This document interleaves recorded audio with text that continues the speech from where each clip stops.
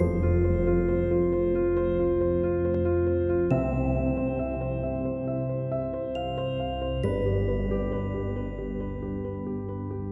más importante de este taller es que vosotros podáis identificar qué emociones se van sintiendo a lo largo también de la vida o de las experiencias que podáis ir viviendo. Hi ha algun moment on l'emoció dins de la pista ha sigut important? Y bueno, de emociones, creo que cada partido uno se enfrenta a muchísimas emociones, buenas, malas. Mientras vas creciendo creo que vas aprendiendo a controlarlas un poco y te vas sintiendo más cómodo en la frustración, en la alegría y en otros. Pero creo que sí, las finales, festejar con el equipo, creo que esas son las más lindas y las que uno recuerda siempre.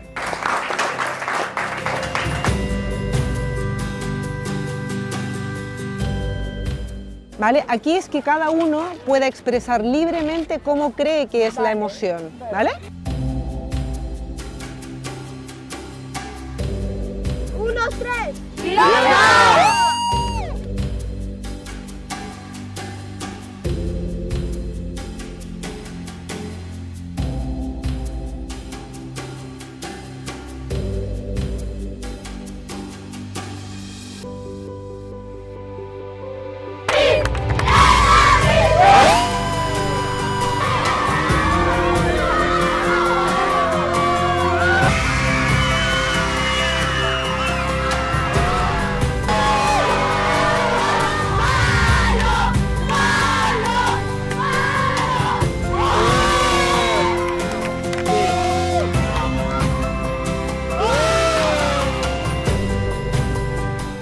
Nosaltres us animem a que practiqueu esport.